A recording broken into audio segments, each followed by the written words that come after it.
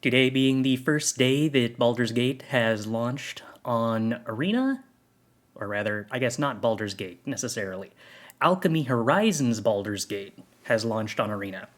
We have about 2 weeks, give or take a day, to learn how to play this sealed format before the qualifier weekend begins. Which means I think that aside from me not being able to resist jumping into or alchemy at some point and playing Hinata decks, most of the next 2 weeks is probably going to be about playing sealed. So let's jump into learning how to play this. I do in fact want to purchase this. Oh, can I not even spend gold? Cool, okay. So we did a set review of this, wherein I only covered the uncommons. None of the rares or commons. I intended to move on to the commons, but then I got hit by a bout of insomnia, and that didn't happen. So we're kind of going to learn as we go here. Alright, so in white we have Portable Hole, which is fine, but not actually as good as it is in Constructed, because the average cost of threats is higher in Limited. We have a Steadfast Unicorn, which is a 1 mana 1/2 with 4 mana. Creatures you control get +1/+1 and gain Vigilance until end of turn. Huh. As far as 1 mana creatures go, that's actually pretty decent for a common. That's not a bad mana sink in the late game, and a 1 mana 1/2 isn't complete garbage early on.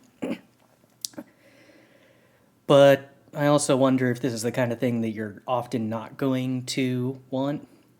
If it's a format that's defined by like 2/2s and higher, then this isn't very interesting. If there's a lot of stuff with 1 toughness that this can actually provide you some tempo against, then maybe that'd be interesting. Flaming Fist Dusk Guard. 2 mana 3/1. When it enters the battlefield, you get a boon with the next. When you cast your next creature spell, it perpetually gets +1/+0. Okay. So if you have a lot of like stuff that's 2/3s at your 3-drop slot on the curve, this seems pretty appealing. But the base rate of a 2 mana 3/1 isn't something that I'm embarrassed by. Valiant Farewell, 1 and a white, instant, target creature you control gets +2/+0 until end of turn. When that creature leaves the battlefield this turn, you get a boon with when you cast your next creature spell, it perpetually gets +2/+0. Draw a card. Okay. So it's a combat trick that cycles and also buffs your next creature if the creature you're targeting dies, which is like a fair amount of value, but 2 mana is a little expensive to make that anything other than a little awkward to use. Minimus Containment, 2 and a white, enchant non-land permanent, enchanted permanent is a treasure artifact. So basically a removal spell that can hit anything other than a land and turn it into a one-time mana ramp. Yeah, that's probably fine. It's not pacifism in the sense that it's as tempo-y as 2 mana, but it is still a removal spell. That's probably pretty decent. Rasad, Monk of Saloon, which we discussed previously.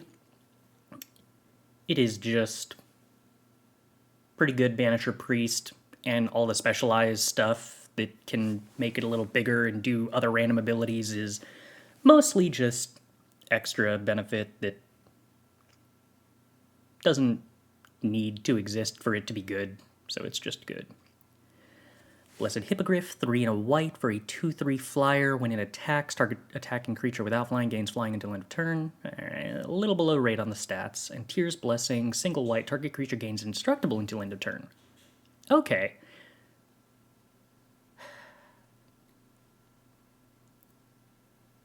The adventure being a combat trick means that you're occasionally going to wind up with some awkward scenarios where, like, you never have the opportunity to use this combat trick before you just want to play your 4-drop on curve so that you are doing something on curve. But also, this particular instant is so cheap that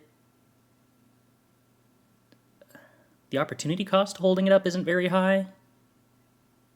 And giving a random creature indestructible is pretty flexible, even if you're only using it to, like, throw out a chump block and then save the chump blocker. I think I really dig Tyr's Blessing. I don't know if that's enough to make me like Blessed Hippogriff, which is still sort of just medium. Unsure.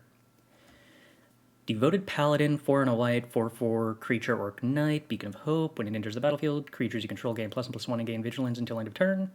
Alright, so I know from experience that this effect in an aggressive deck is pretty good if you put it on a 3/3 flyer for this cost. I don't know if this effect is good enough on a 4/4 creature on the ground. Uncertain. Possibly good? Pegasus Guardian is kind of a synergy engine for a flicker deck and an enabler for a flicker deck of sorts and a payoff for a flicker deck of sorts. I think that's supposed to be what Black-White is about doing, but I'm uncertain if I think that's good. Unclear. Ranger Squadron is a 6-mana 3/4 flyer that when it attacks, you get to put another 6-mana 3/4 flyer into your hand. I'm really going to have to play through Double Team and get an idea for how that functions, because every Double Team card looks overcosted, which means I'm probably undervaluing it. If it's so consistently being overcosted like that, there's probably a reason. Maybe there's not. Maybe it's just overcosted. We'll kind of have to gauge that as we go. All right, then we have 2 islands that go fetch cards, which is probably pretty strong. I'm not sure how much this should pull us into blue, but it is a consideration. Hypnotic Pattern, target creature perpetually gets -2/-0, target creature gets -2/-0 until end of turn. Okay, so that's interesting. You can shrink one creature to win a combat and then shrink another creature permanently at a mana cost that's not particularly egregious.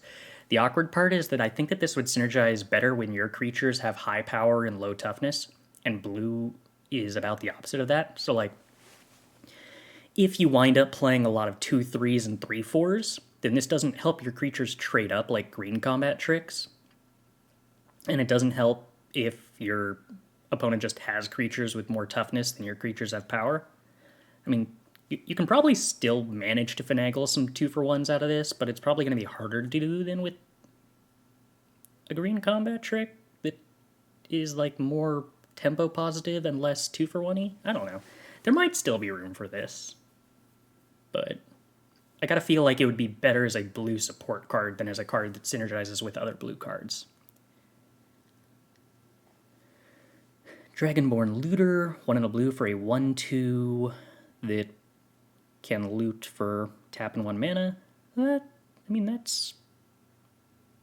It's not Merfolk Looter, but it is good-ish. And it has a dragon creature type, which matters in Temur colors.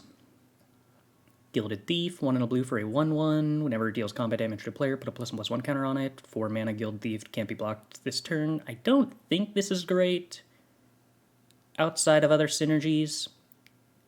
It's kind of just hard to enable it to deal combat damage to a player repeatedly unless you're dumping a ton of mana into it. It's kind of slow at that. I don't know. Wizened Githzerai, 1 and a blue for a 2/1. Whenever Wizened Githzerai becomes blocked by a creature, that creature perpetually gets -2/-0. That's interesting. So they have to... So it's kind of like a 2-mana 2/3. In a way. Huh. I mean, trying to have your 2-drops with 2 power be aggressive isn't, like, the world's best idea generally, and might not support the rest of what blue does sometimes, but that is an interesting creature. It reminds me of, in Ravnica Allegiance, I think it was?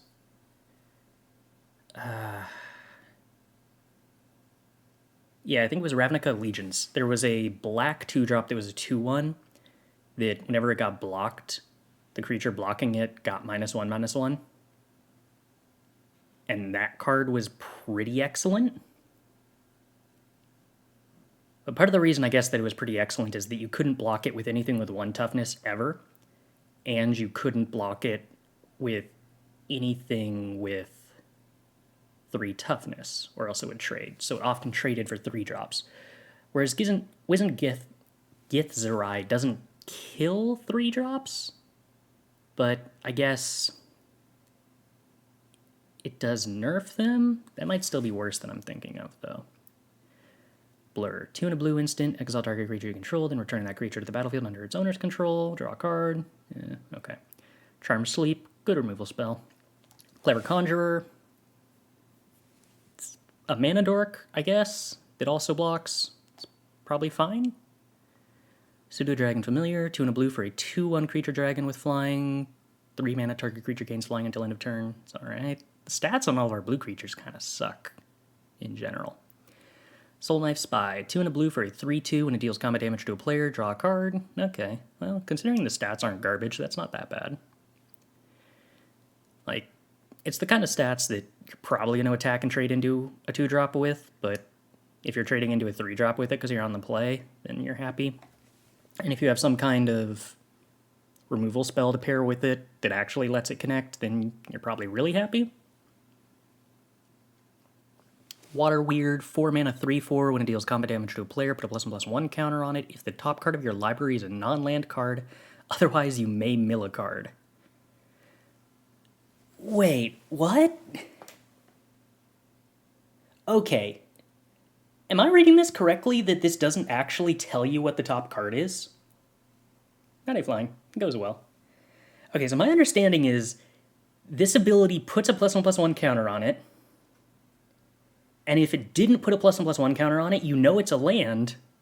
You don't know what land, but you know it's a land, and then you may choose to mill the land. Okay. I mean, I guess you probably would want to do that. I mean, 3/4 for 4 is just so barely short of 4/4 for 4 that I would be, like, super happy to play this. But, like, how much worse than a 4/4 for 4 is a 3/4 for 4 if it has the ability to get a +1/+1 counter sometimes? Like, that's gotta actually be kind of close to playable. Kindred Discovery. 3 blue enchantment. As Kindred Discovery enters the battlefield, choose a creature type. Whenever a creature you control of the chosen type enters the battlefield or attacks, draw a card. Okay. I'm not very excited about that for 5 mana. Rhyme Shield Frost Giant. 3 blue for a 4/5 ward 3. Okay. That's fine. Air Cold Elemental, 4 blue for a 2/5 flyer. When it enters the battlefield, return up to one other target creature to its owner's hand. 2/5 flyer does a lot of blocking and bouncing something. I mean, like, if your objective is to be a tempo deck that's getting through with evasive creatures, I guess this isn't the worst thing in the world. I kind of feel like Water Weird and Soul Knife Spy are the most impressive cards in blue thus far, which is probably not a good spot to be because they're commons that I'm not even, like, hyper enthusiastic about. I mean, Charm Sleep is actually probably the best card, but the rest of these seem kind of meh. And then Draconic Lore. 5 and a blue, draw 3 cards, instant. This spell costs 2 less to cast if you control a dragon, which might actually happen. There are random early creature dragon stuffs. It's probably fine-ish. We have 1 gate in black. Armor of Shadows. 1 black instant until end of turn. Target creature gets +1/+0 and gains indestructible. Okay. I feel like I actually like that. It's occasionally lets a creature trade up. And only being 1 mana means you can actually get a tempo advantage out of it. Whether it's the kind of format where attacking with everything and then getting a 1 mana tempo advantage while you try to play 2 spells in 1 turn, whether that's relevant or not, I don't know, but I could definitely see playing this and not being terribly embarrassed by it. Shambling Ghast is Shambling Ghast. I assume it's probably fine-ish without sacrifice outlets, I don't know. I guess we have Deadly Dispute. How much can you build a sacrifice outlet deck reliably in limited or sealed? Unsure. I mean, I guess Deadly Dispute also sacks treasures, so if you have any kind of reasonable amount of treasure production, it's probably fine. Why is Armor of Shadows not a white card? I don't know. Aren't white and black basically the same colors? 90% of the time? The only difference is that black gets to draw cards and white doesn't. Guild-Sworn Prowler, 1 and a black for a 2/1 with Death Touch. When it dies, if it wasn't blocking, draw a card. Wait, what? That's amazing, right? That's stellar? This is a 2-drop Death Toucher that also gets to have 2 power, and also, anytime it dies, as long as you weren't blocking with it, and if you were blocking with it, you traded your Death Toucher for something good, so who cares? Yeah, this is just good. This is just good. This is very good. Okay, cool. Demogorgon's Clutches. 2 and a black sorcery. Target opponent discards 2 cards, mills 2 cards, and loses 2 life. Alright. I mean, the mills 2 probably isn't relevant, or possibly might be a downside occasionally. Although I haven't seen many cards that make that a downside. But adding 2 damage burn onto Mind Rot isn't something that I hate, but I'm still not horribly excited to play Mind Rot. Does Mind Rot get better in Sealed than it is in Draft just because players are likely to be playing more top end? Chris, do you have opinions on Double Team as mechanic yet? I haven't played with it too much and it seems great so far. So my Double Team is one of the things that I am most going to be paying attention to, how it plays out. My original reading of the card was kind of just, it looked like every card with Double Team seemed overcosted to me, but I don't know. If every card with Double Team seems overcosted to me compared to where I think I would start it, then it probably says that the mechanic's actually better than I'm giving it credit for. So I really want to see how it plays out. I am uncertain. Yeah, I assume Mind Rod generally gets better the more land drops you want to make in a format. That does track. Sewer Plague, 2 and a black instant. Target creature and opponent controls perpetually gets -2/-2 and gains. At the beginning of each upkeep, this creature perpetually gets -1/-1. Okay. So it's worse than Murder, other than the perpetual aspect. I'm guessing this is probably... Oh, at the beginning of each upkeep. That's a little better. I'm guessing that's probably still worth playing.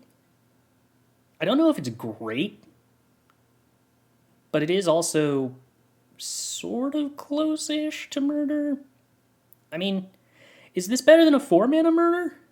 Maybe? It's not better than 3-mana Murder, but maybe it's better than a 4-mana Murder? I'm going to assume that it's playable, though. It is a better mana cost than Murder. Yeah, that's true. Sigil of Mirkul, this is the thing that mills yourself, and then if you have a bunch of creatures in the graveyard, put counters on creatures and they gain Death Touch. I'm leery of trying to build around this in Sealed, because it seems like it takes a while to come online, and then it's going to start killing you.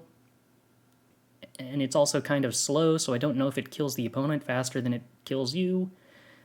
Maybe it's good. Seems concerning, though. I'm assuming it's mostly a green-black card, because that seems to be the archetype that's about self-mill payoffs. But I don't know if that kind of synergy is likely to come together very often in Sealed, as opposed to Draft. Chain Devil, 3 and a black for a 4/2 creature devil. Animate chains. When Chain Devil enters the battlefield, each player sacrifices a non-token creature. Alright. So the idea being in black and or possibly white-black, you're supposed to have a bunch of random stuff sitting around like Shambling Ghast that you sacrifice, which I'm not sure that I'm like terribly interested in that effect on a body that is not terribly exciting for the mana cost. Grim Bounty, 2 black, sorcery, destroy target creature or planeswalker, create a treasure token. I'm going to assume that's just good. Manticore, 3 and a black for a 2/1, flash flying. When it enters the battlefield, destroy target creature and opponent controls that has dealt damage this turn. Yeah, maybe that's fine. I don't know. Saravok the Usurper, 3 and a black for a 3/3 legendary creature human knight. At the beginning of combat on your turn, target creature you control gets +X/+0 until end of turn, where X is the number of creature cards in your graveyard, which is mostly fine. And then it has a bunch of ways to specialize for 3 mana that start making it do more damage. Let's right-click, right? Yeah, so the white one gained first strike and also granted first strike.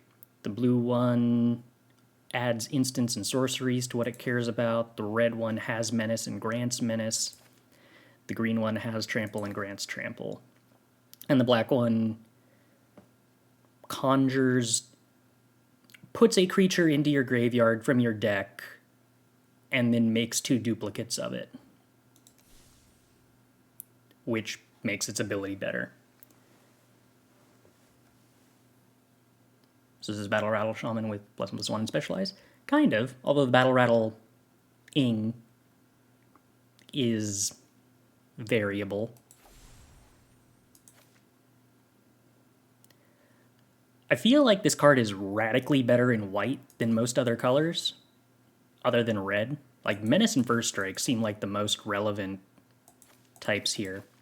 But I guess if you're in green-black, that's the color with so much self-mill that maybe this card in that color combination is giving like +7 to a creature and giving it trample, and then maybe trample is relevant. Not necessarily that trample is the best keyword, but that green-black is the best surrounding archetype for that? I don't know. Here we have Drider, which didn't seem very appealing when we read it previously. Summon Undead, mill 3, then reanimate a creature. Okay. Eye of the Beholder, 6 mana, basically unconditional removal spell. Alright, so we have some good removal in black, and we have Guildsworn Prowler, which is fine. In red, we have Dueling Rapier. Single red for a flash, give a creature +2/+0, then equip 4 later on. It's probably fine-ish. Hobgoblin Captain, 1 red for a 3/1, or 1 and a red for a 3/1. Whenever Hobgoblin Captain attacks, if you attacked with creatures with total power 6 or greater this combat, Hobgoblin Captain gains first strike until the end of turn. That seems good. Reckless Barbarian, 1 and a red for a 2/2 that can sack to add double red, but also has creature type dragon, which could be relevant, but mostly that seems not terribly impressive. Unexpected Allies, 1 and a red sorcery, target non-token creature you control gets +2/+0 and gains double team until end of turn. It also gains first strike until end of turn if it has the same name as another creature you control or a creature card in your graveyard. Interesting. Okay, so 2 mana +2/+0, but only at sorcery speed, and makes a copy of that card as long as you are planning to attack with that card. The first strike is also cool in terms of pushing damage through. This is like a weird, slow card advantage card for a deck that ostensibly wants to be aggressive.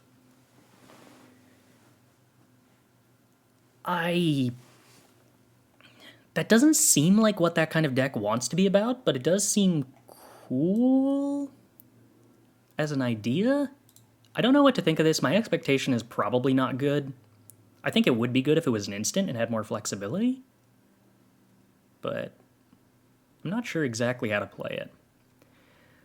You come to the Knoll Camp. 1 and a red instant. Choose 1, intimidate them. Up to 2 target creatures can't block this turn. Fend them off. Target creature gets +3/+1 until end of turn.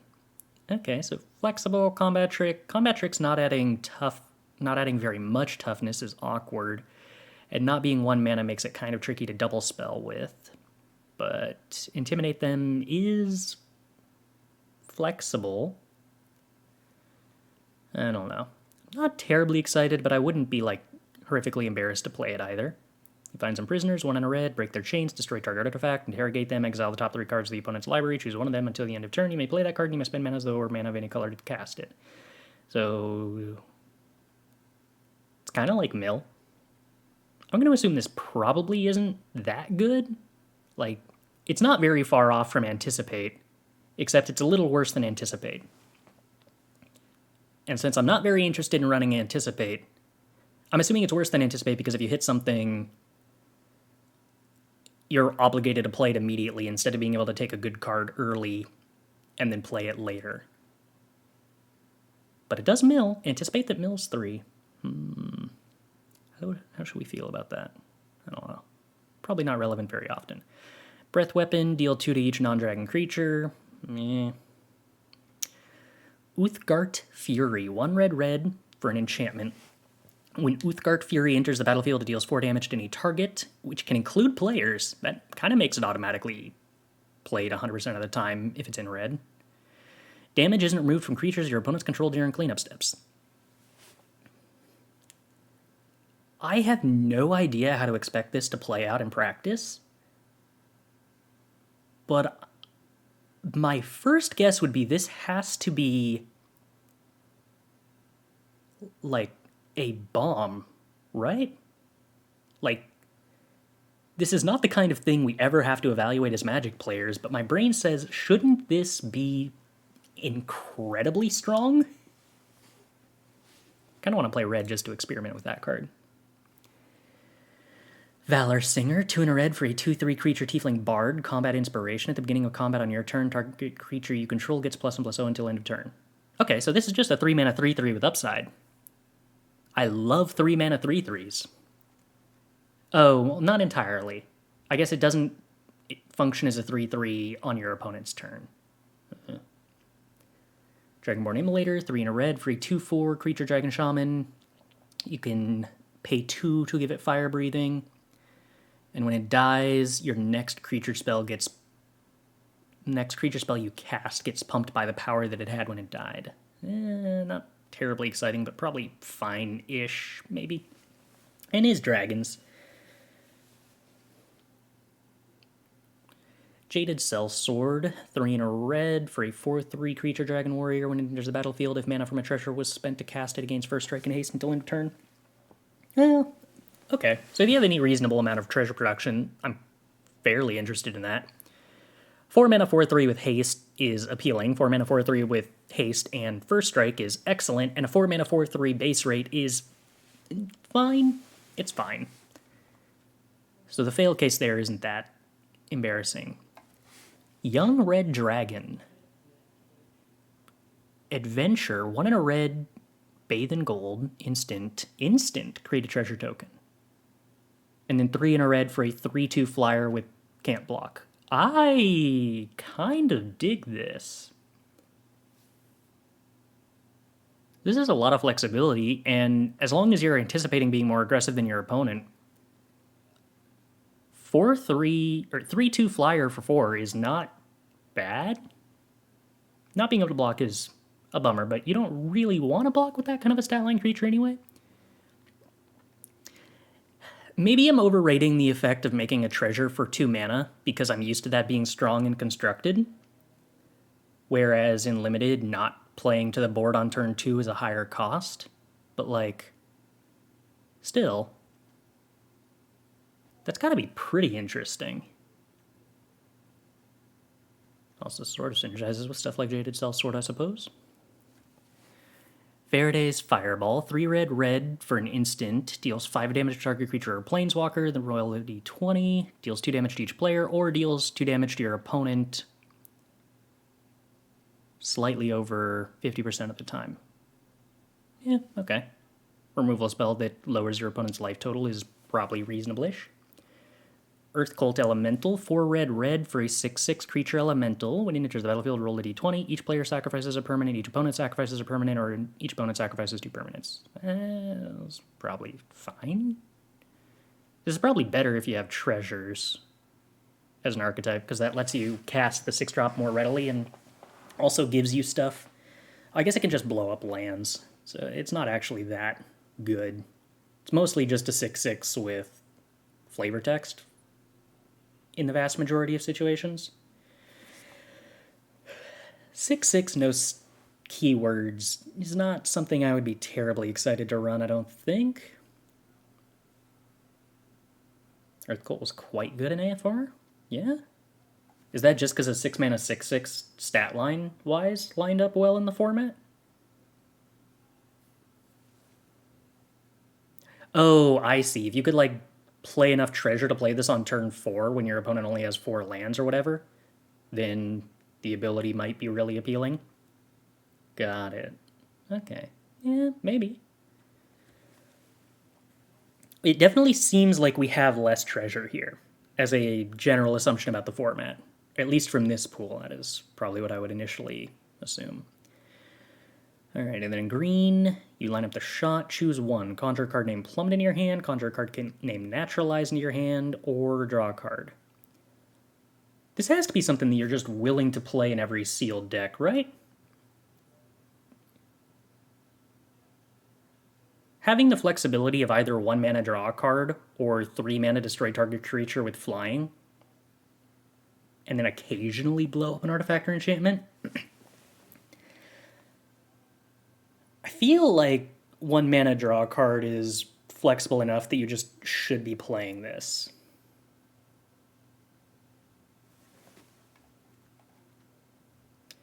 Circle of the Land Druid, 1 and a green for a 1/1 creature gnome druid. When it enters the battlefield, you may mill 4 cards.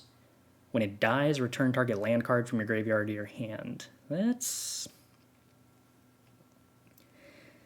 not very impressive stats for an effect that mostly just is filling a synergy role.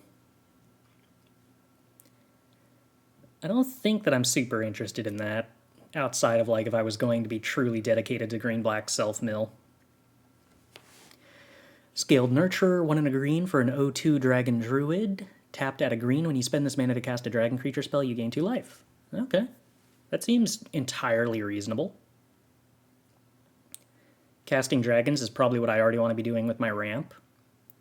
2 mana ramp creature in limited is generally fine.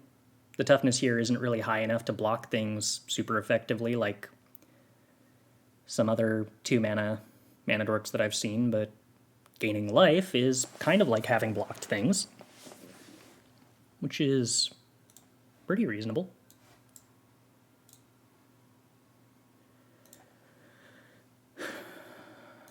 Draconic Ritual, 2 and a green sorcery. You may mill 3 cards, then return up to 1 creature card and up to 1 target land card from your graveyard to your hand. Oh, Druidic Ritual, not Draconic. Once again, I feel like this is something that I'd want in green-black and not very much in anything other than that, and I'm not even sure if you would want it in green-black and sealed too often. Like, we had 1 card in black that...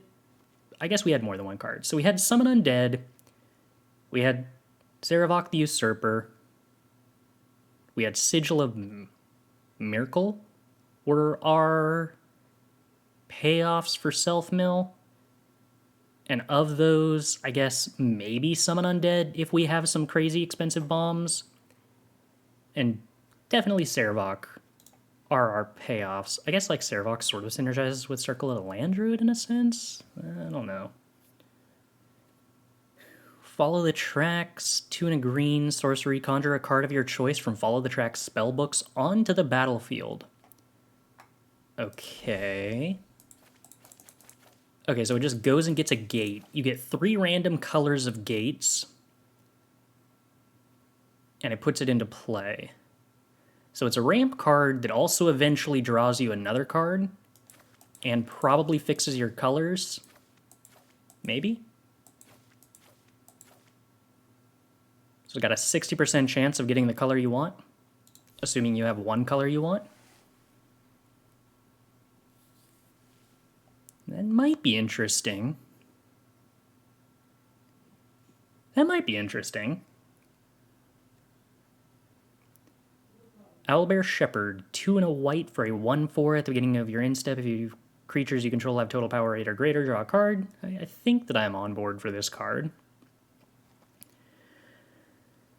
Underseller Myconid, 2 and a green for a 1/2 creature fungus. When it enters the battlefield or dies, create a 1/1 green sapling creature token tapped at a mana of any color. Wow, okay. Yeah, I like this, right? This seems good. It just randomly makes a huge amount of chump blockers and ramps you. That's gotta be good. That's gotta be good.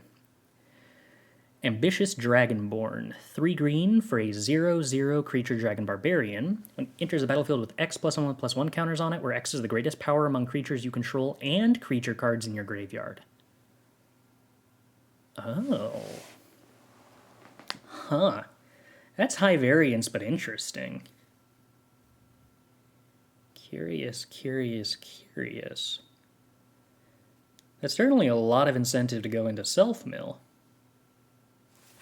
But not a card that I could imagine would get jammed in every deck. But if you had managed to mill, say, a Hill Giant Herd Gorger, you just would have a 7/7, potentially very early on. Alright, Hill Giant Herd Gorger, 4 green for a 7/6 creature giant. When it enters the battlefield, you gain 3 life. That's probably not an unreasonable stat line. Especially with gaining life. Especially if you just randomly have some ramp lying around. Interesting. Lazan, Dragon's Legacy, 3 blue-red for a legendary creature, Dragon Shaman. Whenever you cast an adventure or dragon spell, deal damage equal to that spell's mana value to any target that isn't a commander. That actually is like hyper interesting with Young Red Dragon. Huh. Means for 5 mana you get to nuke a creature for 2 damage and then nuke another creature for 4 damage? Follow the Tracks lets you always choose from all 5 lands. I think you misunderstood the cards. Oh, a card of your choice from the spell book. So it doesn't do the select 3 at random. Okay, that is considerably better. That's probably a pretty reasonable card, then. I like that better, not just like because it's a better card, even though it strictly is a better card. I like that design a lot better.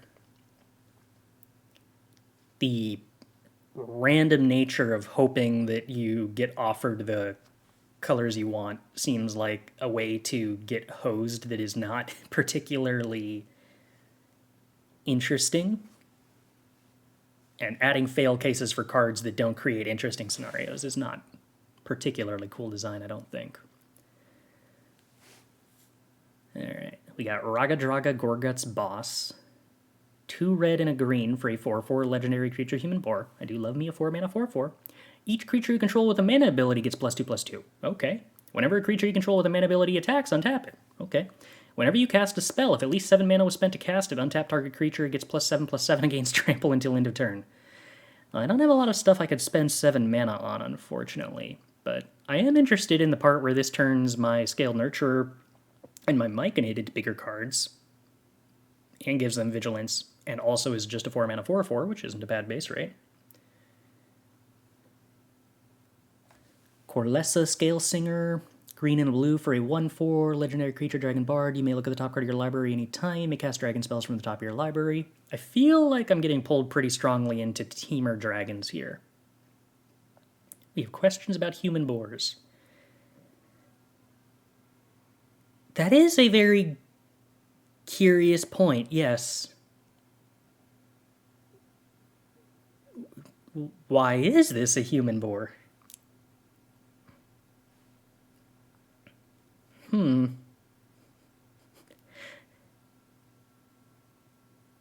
It's not like a centaur is a human horse, right?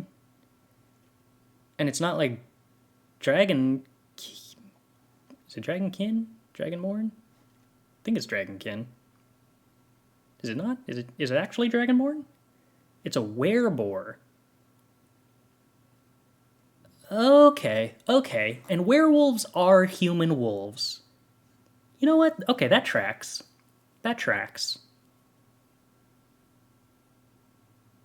I'll accept this.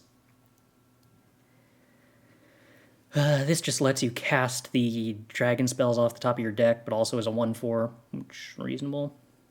Jan Jansen, Chaos Crafter, red, white, and black for a 3/3 with haste. That lets you sacrifice artifact creatures to make treasures and sacrifice. Alright, well, if you wanted to be in Mardu, this is a good engine on top of a decently statted body. Every turn cycle nets you a treasure and a construct token. Werewolves are human werewolves. That's true. So this actually should be human wereboar. But it's the best we can do for the time being. Spike Pit Trap seems kind of expensive. Pilgrim's Eye is probably a good card. Pilgrim's Eye has been a good card every time that I can recall it having ever shown up.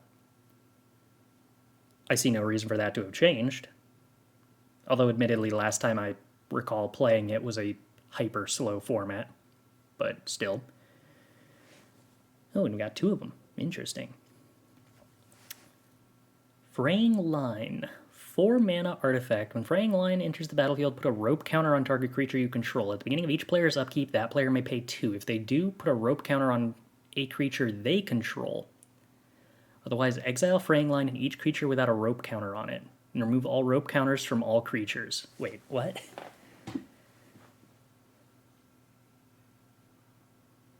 This went in the opposite direction I was expecting it to. So this is a board wipe. Except your opponent can spend 2 mana to make one of their creatures immune to the board wipe. And delay the board wipe by a turn.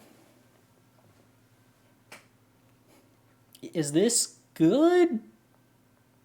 I feel like I'm going to have to play this, which is going to be very disappointing.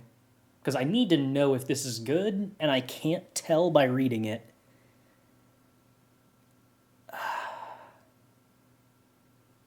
So worst case scenario, I can always choose to exile all creatures except for one creature they chose and one creature I chose, but they spent 2 mana to do it? Huh. Okay, that's worth experimenting with, probably. Iron Golem, 4 mana, 5/3 Vigilance, attacks or blocks each combat of Able. It's probably not terribly exciting. Mirror of Life Trapping. 4 mana artifact. When a creature enters the battlefield, if it was cast, exile it. Then return all other permanent cards exiled with Mirror of Life Trapping to the battlefield under their owner's control.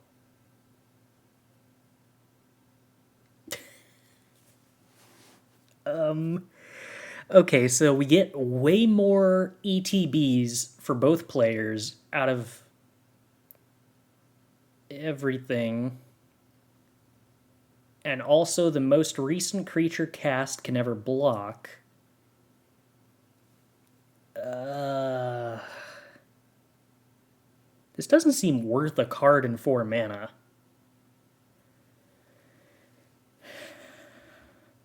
I mean, I guess it's like good with Spike Pit Trap or something.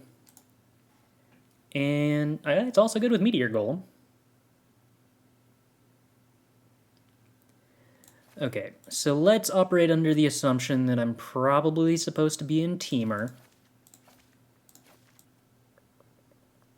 Breath Weapon, I suppose, might be more interesting if we have Uthgardt Fury. Let's see. Would not kill my Scaled Nurturer. Would kill my Myconid. So currently the only card in my deck that it would kill is the Myconid. That might actually be appealing. We have 2 Lizons? Oh, we have 2 Lizons. Okay, that's very interesting. Yeah, true. Myconid does leave behind another creature when it dies. Do I have any blue cards that are worth splashing for other than Lizon and Corlessa and going for the dragon synergy? I could play the Looter. I could play Draconic Lore. I've kind of got a lot of expensive cards already. It doesn't even trigger Lizon.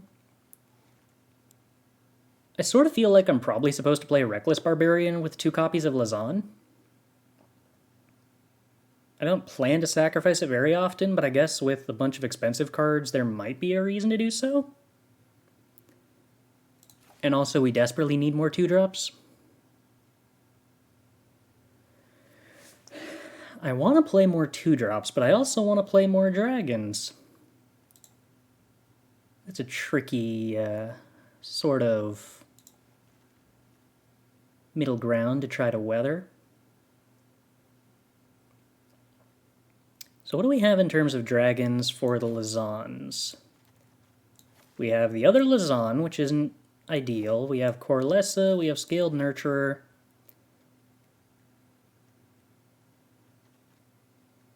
We have the Young Red Dragons. Ooh, is that really it?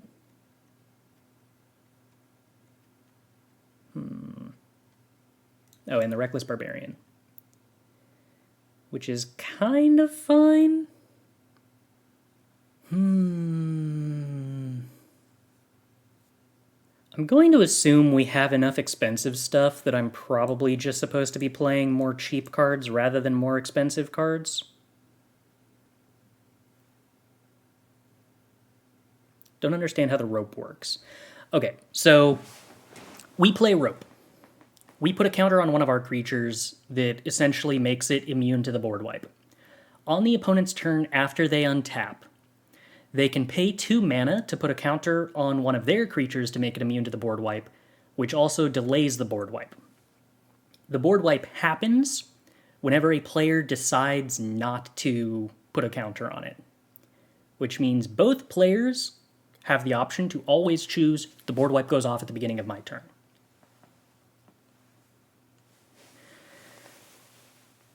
But if my opponent chooses to make the board wipe go off, they will lose more creatures than I will. Or at least they'll have fewer creatures than I will after the board wipe. So you can keep putting counters on the same creature. Could you? Yeah, you can.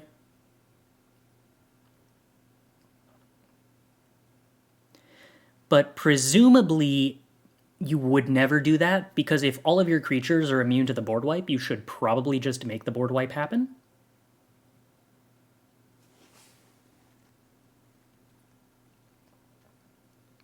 The most awkward thing is you can never really play a good creature with Fraying Line in play, really. Because if you do, your opponent will just make the board wipe happen and kill your good creature. So like if you have 7 mana, you don't want to pay 2 mana to make the Fraying Line stick around and then play a 5-drop that gets immediately exiled by your opponent. We shall see. What do I have in terms of removal? I have Meteor Golem, Line Up the Shot, Fireball. I sort of have the Lazans in a sense. I have Uthgard Fury. I'm a little curious whether I should like cut the Fireball for more dragons that synergize with the Lazan.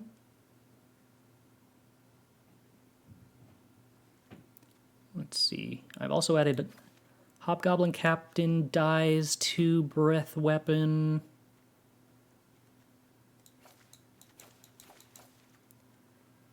And Fungus dies to Breath Weapon, and Pilgrim's Eyes die to Breath Weapon. But that's it for stuff that dies to Breath Weapon. The Breath Weapon also gets a little more appealing with Uthgard Fury. Maybe I'm cutting the Fireball for the Breath Weapon then?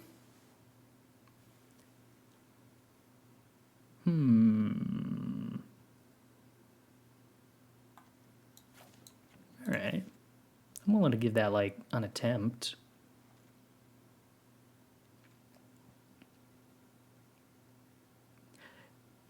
Oh, Reckless Barbarian totally has a mana ability, doesn't it?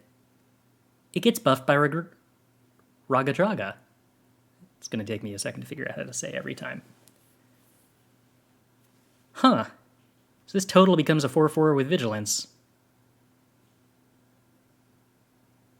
Oh, and Meteor Golem gives us a 7-drop for Ragadraga. That's cool, too. We don't have anything else that's a 7-drop, right?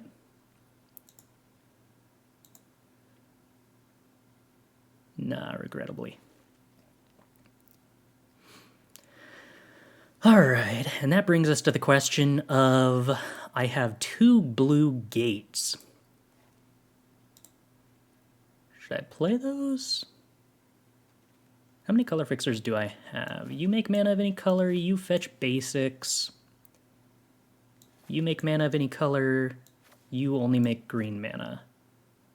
I have a lot of fixing. I think I can run 2 of those blue gates pretty much without too much downside.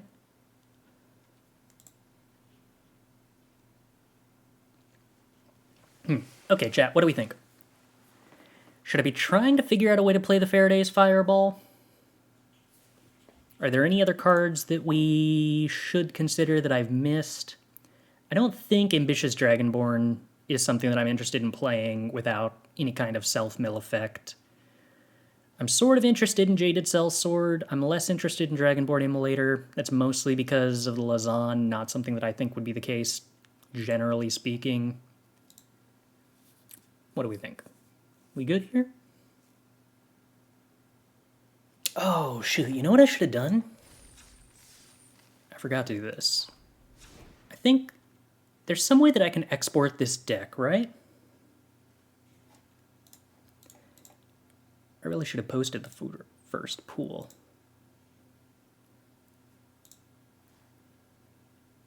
How do we add to decks? There we go. All right. Help me out here, chat. What's the name of that sealed deck building website where you can like import the sealed pool and then have other people do their build of it? Should play the draw 3 in my opinion. It's sometimes only 5 mana and oftentimes the best top deck in the late game. Sealed.tech, that sounds right. Okay. So what do we cut if we want to play that? I was kind of operating under the assumption that we had enough expensive stuff that I didn't actually need more value in the late game, even if it only cost 4.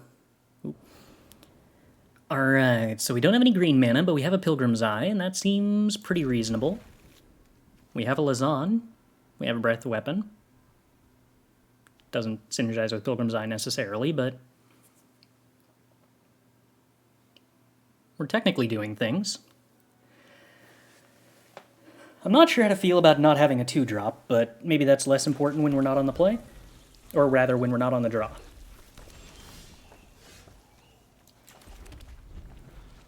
I'm going to have to go switch out these basics. These are, like, confusing me inside. Alright, we're going to go get a forest. It's been a while since I've, like, commented playing limited, where I don't really know how to comment what's happening every turn because it's mostly just random things and I don't know what to think ahead of time. Alright, so let's see. I am going to be able to Breath Weapon to kill the Circle of the Moon Druid on their turn, which is interesting in the future.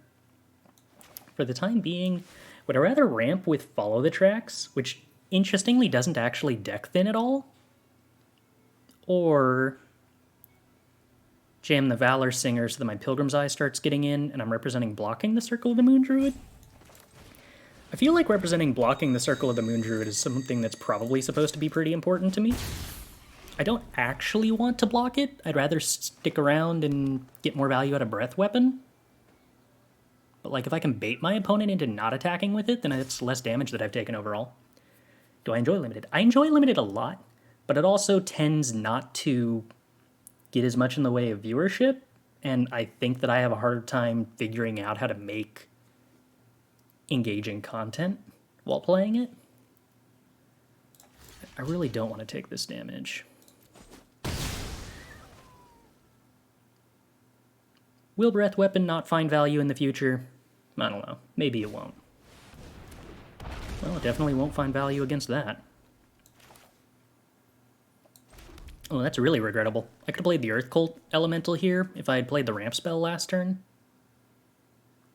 How disappointing. Oh well.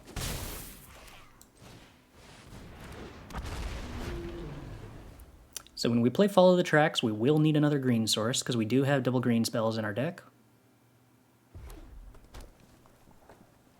Am I to expect my opponent wants to remove my Lazan here? Yes. Deeply regrettable. Not to even have the treasure to sacrifice. Ooh, okay, and Ambergris was like the best uncommon in the format, so this is now deeply concerning. I guess it does die to Breath Weapon. That bit's cool. Alright, so green-red does typically have a difficult time dealing with large creatures. So hopefully a 6/6 is well statted.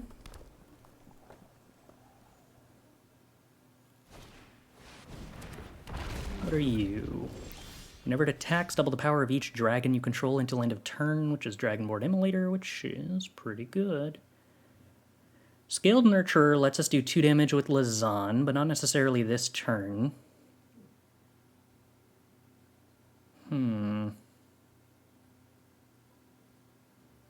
We're also really restricted on the double green here.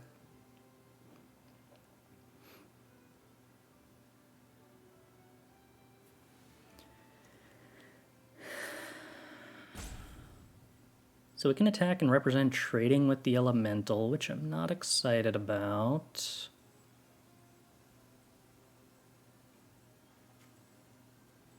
Follow the tracks puts it into play tapped, so I can't activate anything. This is regrettable, but I think that I'm just playing Follow the Tracks this turn. No, yeah, probably. Yeah, I don't really know.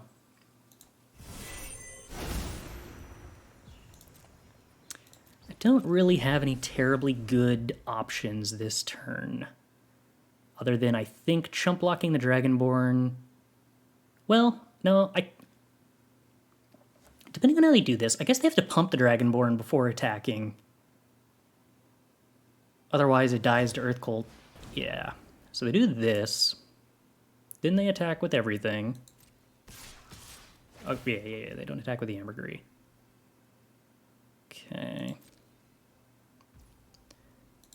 So I kind of feel then like what I want to do is chump block and trade. And then breath weapon the Ambergris away at the end of turn.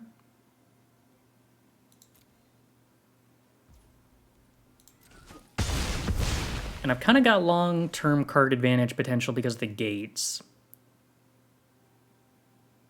So hopefully they play something that dies to 2 damage here. It doesn't even matter if it's a dragon or not, because I'm going to deal 2 damage to something with Scaled Nurturer. That does not die. So now I don't even necessarily want to cast Breath Weapon at all, because I can only kill the Ambergris with the Scaled Nurturer anyway.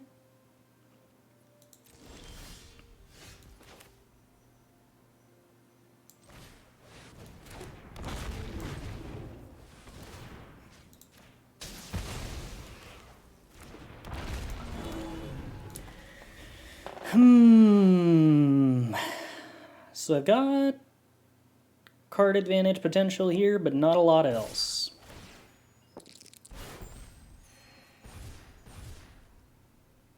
I think that means I'm just taking the damage for the time being.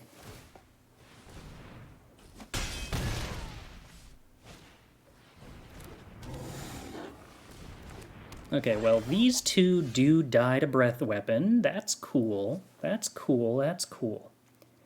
Choose a creature card in your hand that perpetually gains haste. That actually seems really strong. I like that card design a lot.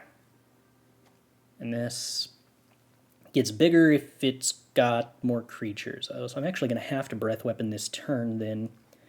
Can I do 4? I can Breath Weapon and activate a gate. That's cool. So I suppose I should probably be activating a gate now?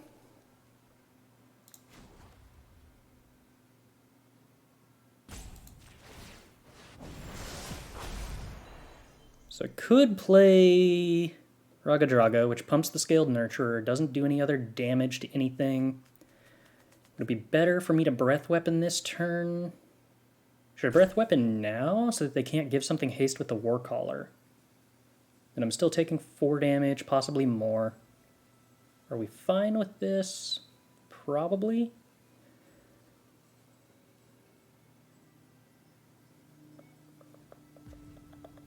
Otherwise, I mean, 4/4 that pumps this to a 2/4 is really interesting. I think I'm supposed to Breath Weapon now. I don't think I'm supposed to let them get that creature up to being a 2/2. Do I want to block here? I do think that I probably want to trade this off. Maybe I should have done that last turn. No, because if our seek or our draw step had hit a dragon, then holding on to the Lazan didn't have a huge opportunity cost.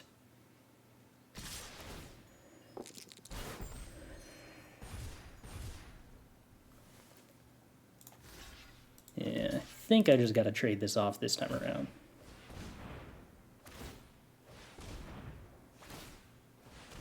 Yeah, so the next creature is going to get a lot of bonus power. We'll see whether that matters. Let's go ahead and activate this gate. Okay. More mana dorks is something. Could attack, doesn't accomplish anything. Now we're at a card draw. Pact Weapon. Mythic. Okay. As long as Pact Weapon is attached to a creature, you don't lose the game for having 0 or less life. Whenever a equipped creature attacks, draw a card and reveal it. The creature gets +X/+X until end of turn, and you lose X life, where X is that card's mana value. Oh, cool. So I just can't kill my opponent unless I kill the creature that's attached to, huh? That's not the best for me.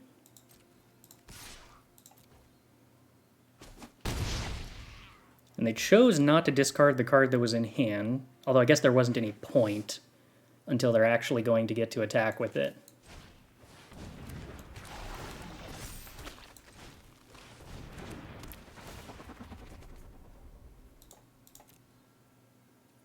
Do I have... I have Meteor Golem and that other 3-drop removal spell. Okay, so I can kill a creature with Pact Weapon attached to it.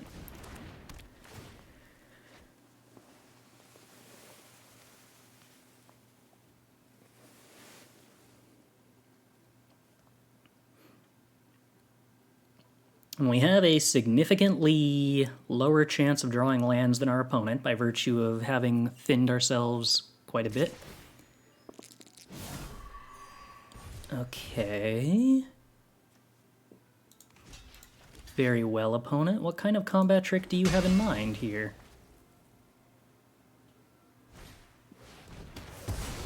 Oh, okay. That's cute.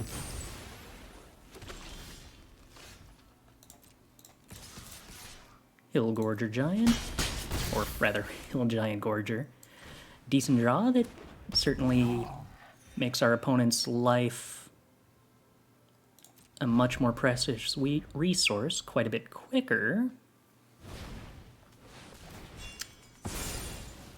Alright, that is a very, very, very large turn creature. Cool. In the sense that it is not cool. Ah, and it has trample. Neat.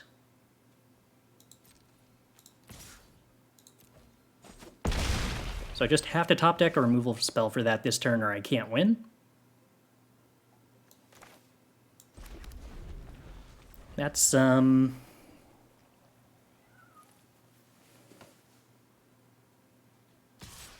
not particularly interesting feeling. Yeah, and I can just lose. Okay.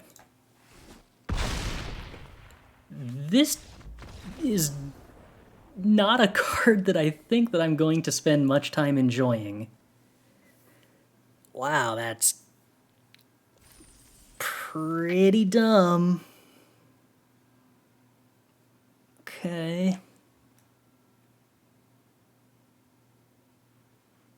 4-mana Platinum Angel is kind of a lot.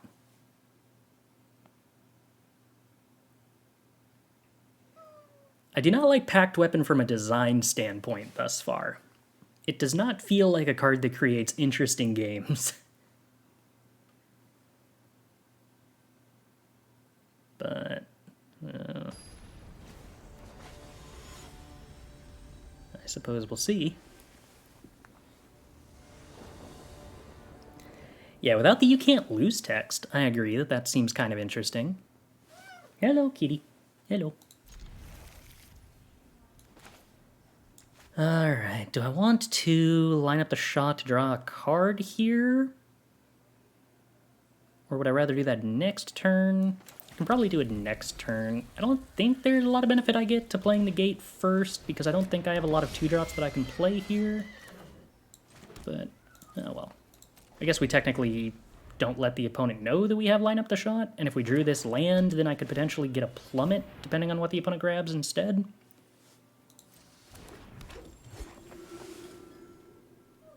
Yeah, you wanna come up, buddy? Wop. Wop.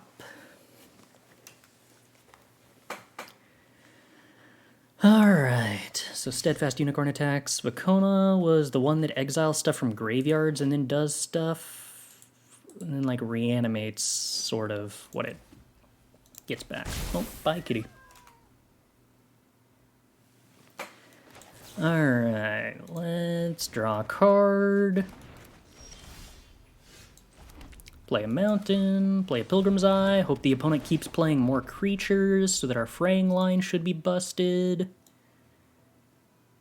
Let's see. I'm assuming that I want the second red source. The island actually does have some use here because it activates the gate, but we already do have a use for a second red source in hand, so I think I'm supposed to prioritize that.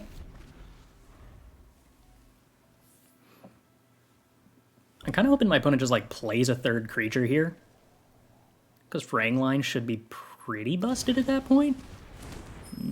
That's not a third creature. That's the opposite of a third creature.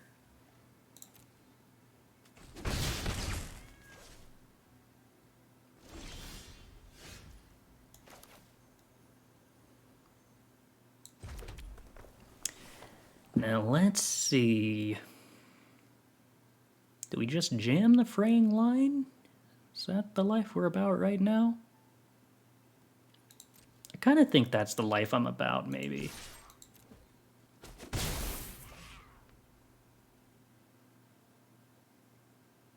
But maybe I'm supposed to wait to get more than just these two creatures out of it?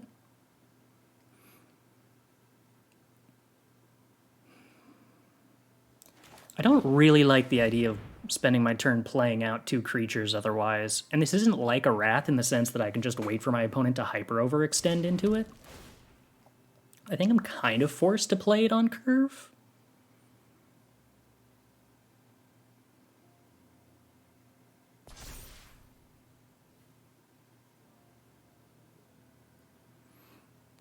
So they get to choose whether they give me a 2-for-1 or whether they play completely off curve by spending 2 mana.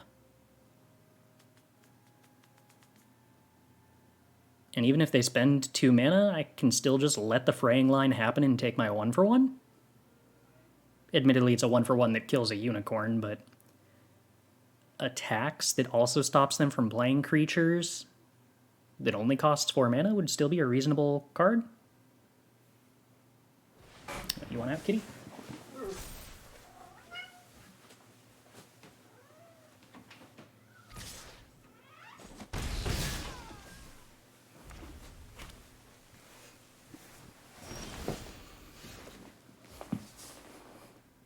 So, like, yeah, I think I just now decline. And I think this entire exchange has been completely fine for me.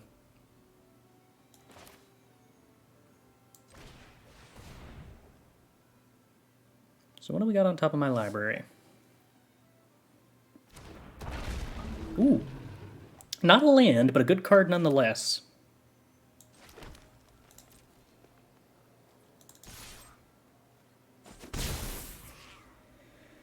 Then would we rather play the dragon? No. We'd much rather play the Hobgoblin Captain because we actually have use for the triggers from this Reckless Barbarian later on. Little regrettable that we lack the 1 additional power to trigger the Hobgoblin, but I suppose it probably doesn't matter.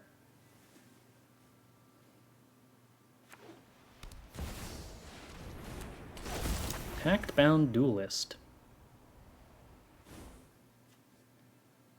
Until your next turn. Okay. So that'll be fine because we're going to kill their sack outlet. Wait, oh, I see, you're a mythic. I haven't actually seen what you do yet. When this creature specializes, you may sacrifice another creature. You get another combat phase, you get to return something. Okay, so for 5 mana, they steal one of my things, and then the next turn they specialize it for 2 mana, and they sack my thing. Is basically the entire idea. So as long as we kill this, we should be fine.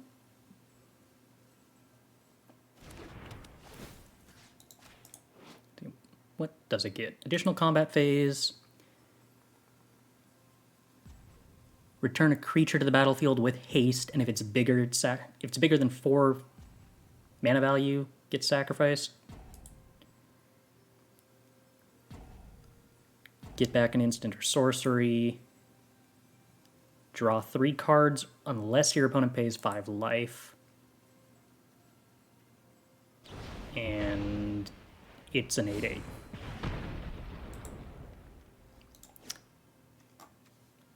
Cool. 1 mana destructible, very good. But also that means that... Oh no, opponent! Oh no, that doesn't work! I have only just now realized that that does not work. Oh dear. They're going to be very disappointed when their will dies at the beginning of their upkeep. So, Uthgard Fury. Damage will not be removed from my opponent's creature. Oh, it doesn't even die in their upkeep. It dies in my cleanup step. Because the indestructible gets removed in my cleanup step, but the damage doesn't. Interesting. Okay.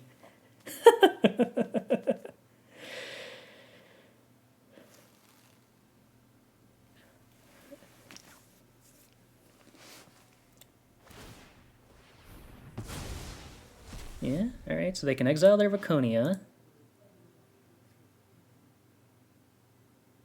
They can get back their will if they discard a white card.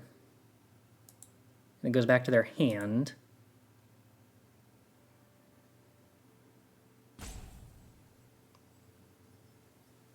The red one also conjures a duplicate of their hand.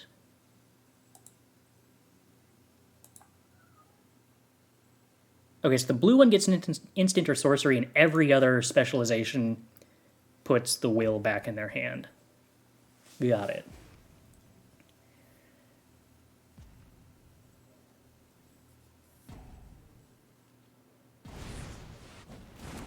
Yeah, there's a tiny dragon. They can swing with the hobgoblin, because they got nothing better to do with it. They chose not to put the will in hand, which is interesting. Yeah, I would like my 3/1 back, so I'm not going to block it.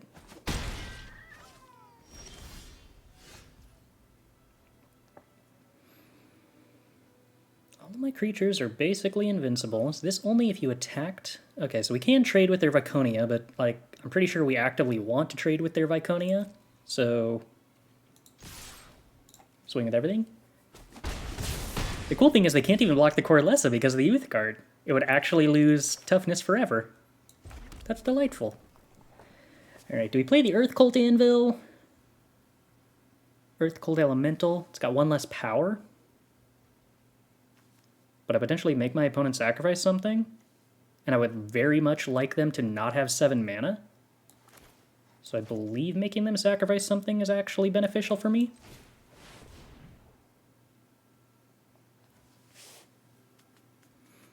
Odds are they'll probably sacrifice the young red dragon, but them sacrificing the young red dragon is also cool.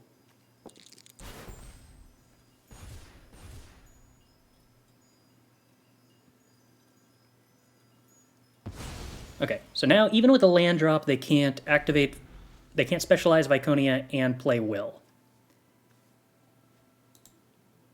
Which I assume would just steal Hobgoblin Captain. Maybe there's a world in which I'm supposed to play the Hillgorger Giant to play around them lethaling me from 10 life here, but I kinda doubt it.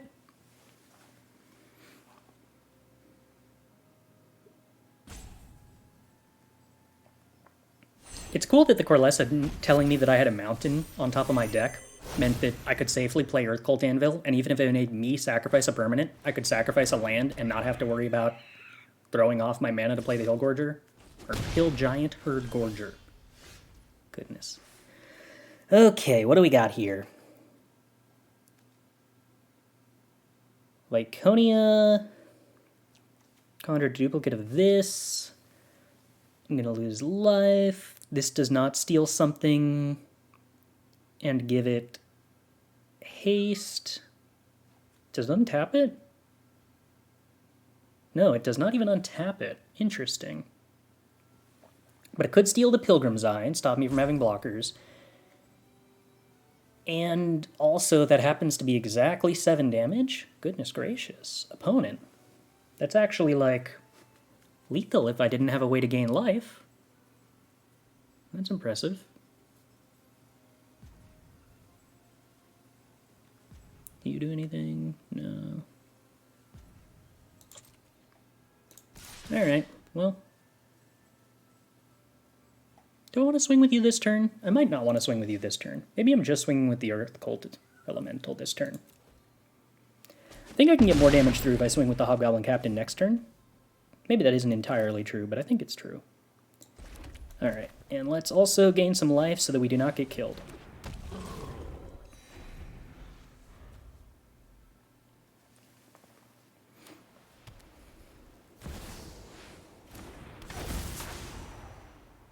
Will is forced to steal my Pilgrim's Eye. There's nothing else that it can really steal meaningfully. Oh! Did I need to attack with that Pilgrim's Eye so they wouldn't be able to block with it? I might have messed this up pretty considerably. The upcoming qualifier weekend, I believe, qualifies for the Arena Championship, not a Pro Tour. So, I don't believe that I'm qualified for that. I am qualified for the next Pro Tour, however. Yeah, I think I messed up. I think I was not supposed to let them have this Pilgrim's Eye untapped, which I think meant throwing away a bunch of my creatures as well.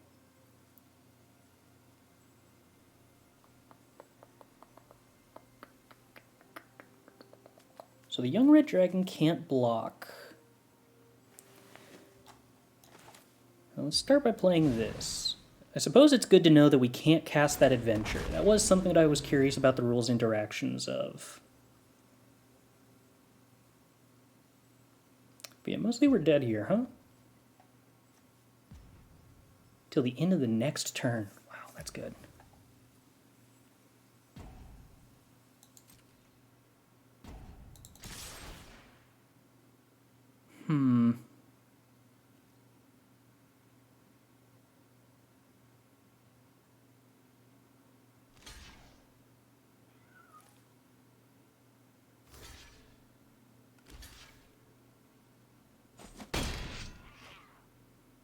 If young red dragon could block flyers, I'd be in a better spot. But instead, I believe we are mostly just dead. More or less entirely just dead, actually. I guess what I needed to have happen was for the top card of my deck to be one of the 2 5-mana Temur dragons. And then that would have let Reckless Barbarian kill the young dragon and we could have lived. Their life total was actually high enough that this doesn't require it to be in play. It just keeps the creature. So even if I had attacked with everything and forced them to steal a tapped creature and they had 1 fewer blocker here, would have done 1 additional damage, put them to 6, but they still would have had 2 blockers. They would have ended up taking 1. Yeah? No? Huh. Alright. So both games thus far, despite feeling like I was doing objectively powerful things, I can't even figure out any choices that I could have made that would have won. It's concerning.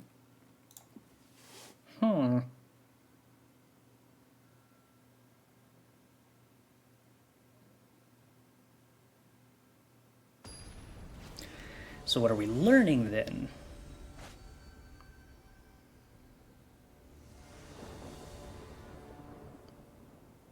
Mostly that games that go kind of long, I'm losing to very powerful mythics, I guess. That doesn't feel like very helpful information, so I'm not going to really account for that. There's probably something else that I'm missing.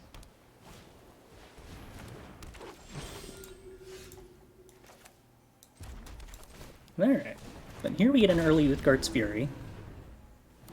I'm not terribly afraid of a Trelisara and Sealed. I don't think that you can very easily build a deck around it. Sylvan Shepherd is a card that goes pretty well with Trelisara, I guess. Never mind. Well, I guess that means that we are going ahead and killing this Trelisara then.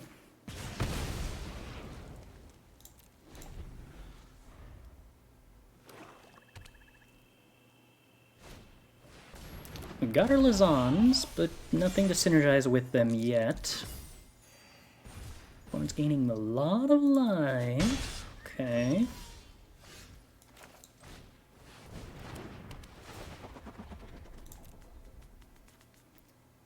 Go and grab our island.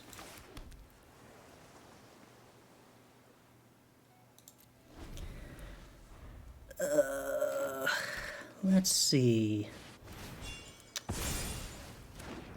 That's very large. What are we doing here?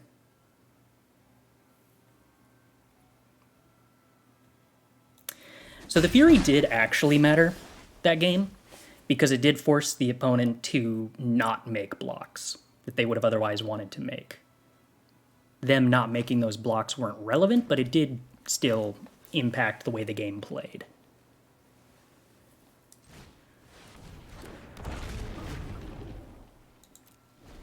It's awkward that the Scaled Nurturer has done... Oh, I didn't realize that required me to use this to cast the Lazan to gain the life. Interesting. Okay.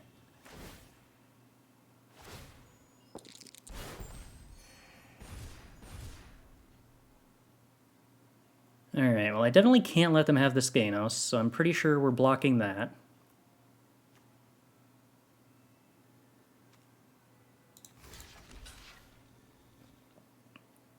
Am I chump blocking this just because a really big creature is scary? Possibly. I'm gonna go with yes. Believe I am on plan Protect My Life Total right now. Then hope I draw a 2-drop. Which does not really happen. We're kind of flooding. It's not ideal-ish. This time we will actually correctly gain our 2 life.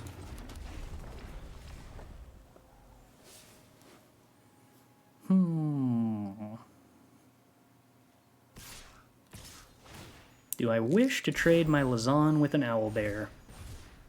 Knowing that the Lazan is possibly most of the way that I actually get ahead in this game? They did not attack with the Lulu. Does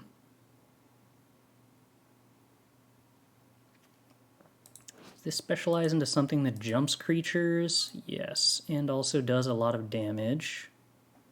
But only if they have flying. And they will not be granting their creatures flying automatically anymore. If I take 7, I go to 6. I think I'm supposed to take the gamble that I can draw a dragon, kill something, gain life. We don't, but we do get a creature that actually still does block pretty well. Okay. I guess that kind of gums up the board a little bit, maybe?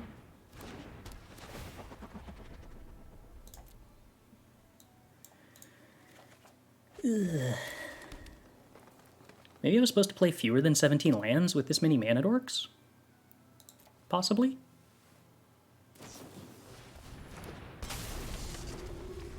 Oh, okay, yeah.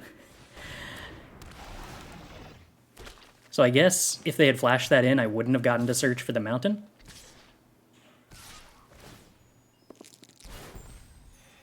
So unfortunately, I can't really accept more damage from this Owlbear at this point.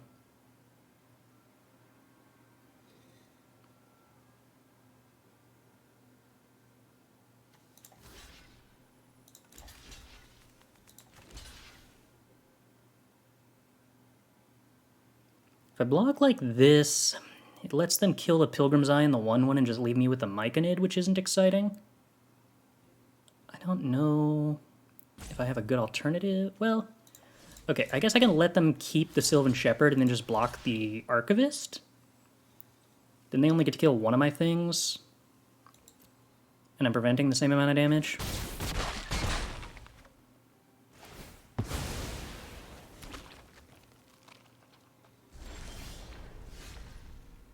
Alright, line up the shot, kills the Elephant.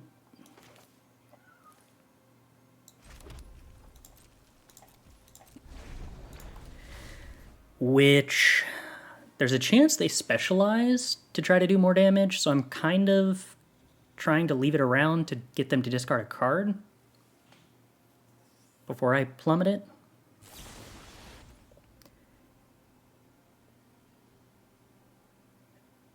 Okay, what does this do?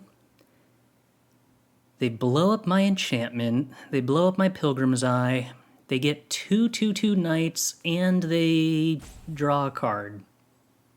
Okay, sure. I guess.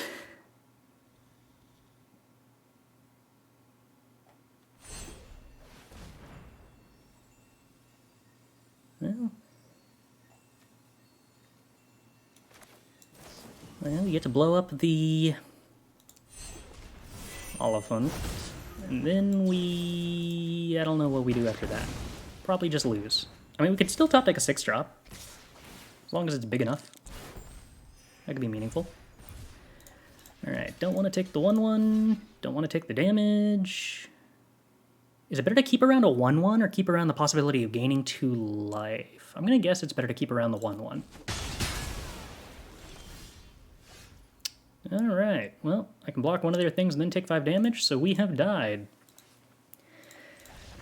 What do we take away from that? I mean, I definitely drew more lands than every opponent, but that's partially just because I played a lot of cards that put lands into play or drew lands naturally.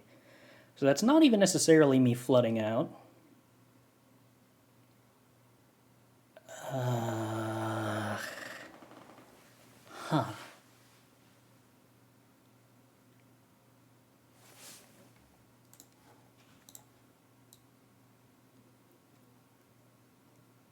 We got no value out of these Lizans that particular game. So maybe it felt like we had a pretty satisfactory amount of dragons, but I guess we just played something off curve every single turn of that game. We turn 2 played a Mana Dork that we never got to use. Turn 3 we played a Pilgrim's Eye. Turn 4 we played a Fury. Turn 5 we played Lizan. Turn 6 we played Lizan. So then we top decked tiny things that didn't matter. I don't know. The weird thing, like, we could have played 16 lands potentially, but also most of those games we didn't have our third land in our opening hand, and we wouldn't have had a functional deck if we didn't draw into our third land on turn 3. So it's not like we really are a low curve deck that could easily get away with playing fewer lands.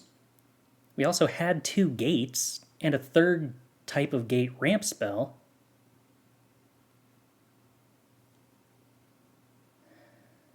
I don't know.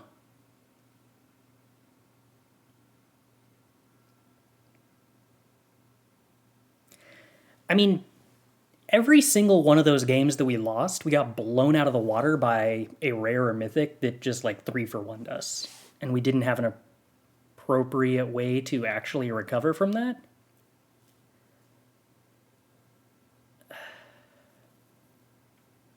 The Pact Weapon single target removal sort of would have dealt with, although that would not have been the case if it had actually been on curve. The 6-drop that wiped our board and made 2/2/2s and drew them a card, we couldn't really have built our deck in any way to interact with. Huh. Alright. Well, keep that in mind going forward, I guess. I'm concerned because I don't actually feel like I learned anything from that.